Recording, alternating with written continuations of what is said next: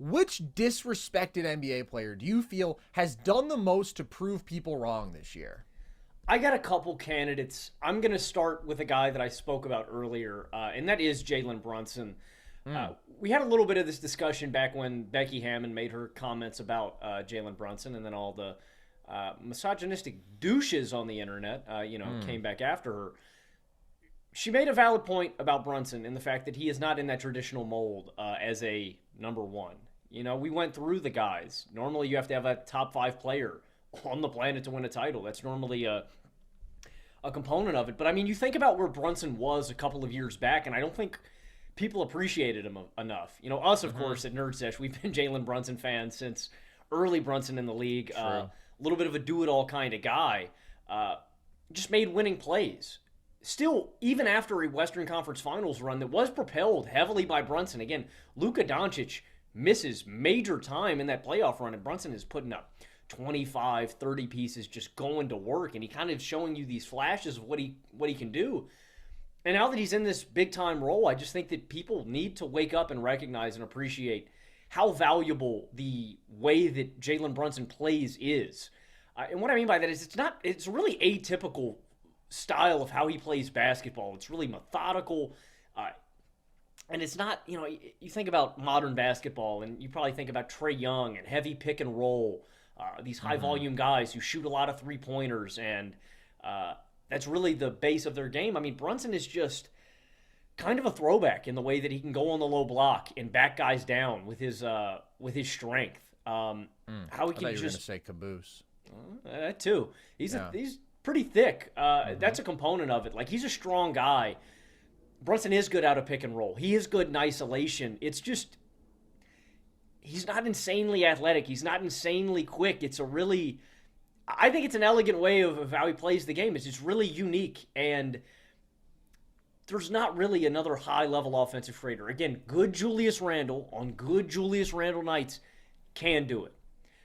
But when Julius Randle isn't there, Jalen Brunson is just a constant. And what I mean with his style of play is it's being dynamic, varying up your shot selection. If it's mid-range jumpers, if it's threes, if it's getting into the paint and taking layups, if it's floaters, if it's a post touch for Jalen Brunson. There's a level of dynamism with him that you don't get with other guards. There's also him just getting the ball down to the paint so consistently that is so valuable, where guys have to turn their heads and pay attention to him and maybe help off a little bit. And that just opens up things for his teammates. Jalen Brunson just makes winning plays. He's a winning basketball player, and we've seen this for 2 years in New York now, and we've seen him make winning plays since his days back at Villanova. Jalen Brunson may not be a top 5 player on the planet or a superstar that is going to lead the Knicks to the NBA Finals, but that doesn't mean that we should just totally discredit everything that Jalen Brunson does. He is a winning basketball player that makes the Knicks so much better. I just appreciate the guy so much, and I want to put some respect on his name. I don't know if I had him. We had a brief All-Star discussion. I think he would be one of my last guards as an All-Star on the East. Has to be. Yeah, I don't know if I said that in our All-Star episode, but he would be for me. No, you did. You did. Because we were talking about if there was a spot for Derek White, and he was one of the 6 guards who had to be there. I think that kind of the most disrespectful thing that Jalen Brunson has to deal with isn't outright. I don't think that anybody really comes out right and says Jalen Brunson sucks. There was all the outrage over Becky Hammon, but she said that he wasn't the guy like a 1A on a title team, which is accurate. To me, like, the sort of subtly disrespectful thing is the constant discourse about how they got to get Donovan Mitchell to New York. Because, first of all, the fit doesn't work there, right? You can't have 2 small guards who need to have the ball in their hands like that. That just doesn't make sense. Just because Donovan Mitchell wants to be in New York doesn't mean that you have to make that happen. But more importantly, like, I think that Jalen Brunson is probably better than Donovan Mitchell. And I think that because he does play a more versatile style of basketball, because there is more shot variety there. He's not going to shoot you out of a game with 12 pull-up threes, only making 2 of them in a way that Donnie might. He is a better playmaker.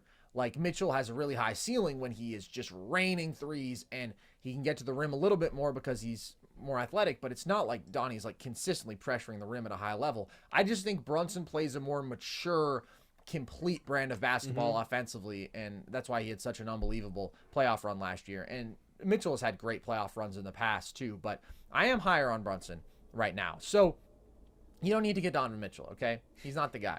He's not the guy for you any more than Jalen Brunson would be. That's a good choice. I have some honorable mentions. I think SGA has just proven that the skeptics of his, the people who called him foul merchants and said that he was putting up empty stats or whatever, were absolute fools. He's the man. He's clearly a top 10 player, even higher than that. Chet, I think also when we're talking about Thunder guys, there were so many people who just hit the default. He's too skinny. He's going to get hurt. He's going to get pushed around. And turns out Chet is one of the best rookies this century and is absolutely going to be a superstar in this league for a long time. And then I have Cat because I've always been a Cat believer. But even this year, I was like, this specific fit early on, given that last year was ugly, I was like, they might need to trade him. It might not work, him and Gobert. And I think that he has done a great job of embracing what he can do to impact the game defensively as a second interior guy. Offensively, I mean, he's damn near having a 50-40-90 season. He's 0.05% from the line away from being there. I think he's been efficient. He's been a mismatch attacker, and he's just really contributing to a great basketball team right now. And I think a lot of people, if it's because of how he changes his voice or because he hasn't been at his best in the limited playoff sample that we've seen from him, but people talk about him like he has a Julius Randle sort of drop off. Like that's he's wild. Terrified of the moment. I mean, Cat just gets slandered, bro. People just don't like Cat, but he's playing really well right now, and I'm excited because of that. But I actually think my choice here is going to be Kristaps Porzingis because that is a guy who had developed a reputation as soft and brittle and past his prime, and basically people were just over him and they had sort of sold all their stock. And I want to be clear, a couple years back, I was frustrated by KP. I thought that he was far too reliant on just taking turnaround jumper after turnaround jumper, never imposed himself physically really, wasn't embracing the end of the defensive floor to the utmost potential that he had there. But last year I was like, okay, this dude is playing his best basketball ever. And that really convinced me that he had changed. And a lot of people ignored that season because it came in Washington. But it was real. And now you see him in a winning situation where he's not trying to be the first option offensively or a second option, but he can do all of these complementary things. And he's playing at an all-star level. He's averaging 20 points per game on 66% true shooting. He is the most efficient scorer in the league at that volume. And he is doing that, Logan, during like the worst shooting year of his career. He's 32% from deep, but he's getting to the rim more than ever. His free throw rate is much higher than ever. He is being used more as a roller, and he's crushing it there as a finisher, being assertive in the paint. He is scoring with 96th percentile post-up efficiency, just a nightmarish mismatch attacker, and then defensively, holding people 14% below their typical field goal percentage at the rim, defending at a really high level on one of the league's elite defenses. So we're giving all the love in the world to Derek White, and deservedly so. He is playing arguably at an all-star level. We talked about are there enough spots, but he is having an unbelievable impact on winning. But so is KP. And KP is a guy who, had this profile, was nationally known as a star when he was in New York, and then was maligned, criticized, negative, basically just bad coverage of him for years. And now he is killing it in a contending situation, and I'm happy to see it, and he deserves a lot of credit for that. And Porzingis said, too, that, it was a mentality change for him, too, when he came over to Boston, that, I think it took him being removed from that situation in Dallas. And that's another thing, too, man, is I don't know if I wish he had committed more to playing hard in Dallas. But, he never had the ball in his hands. It was tough for him to kind of grow his game when Luka's taken so many possessions. But Kristaps really hinted at that. He said that it was a commitment to making winning plays, to playing a role.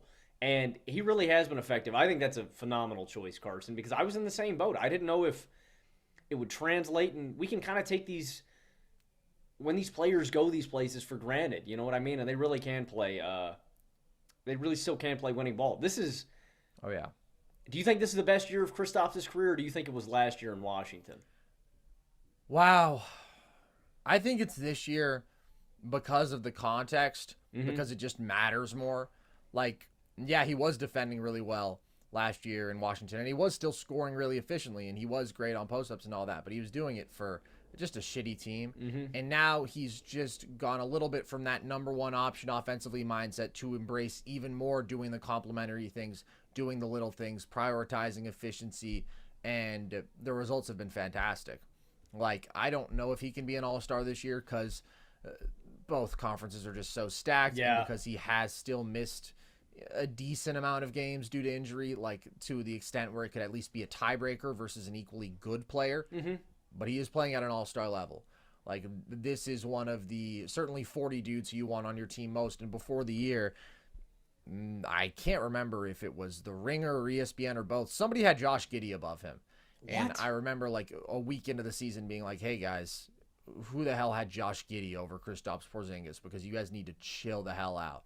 Chill on my boy.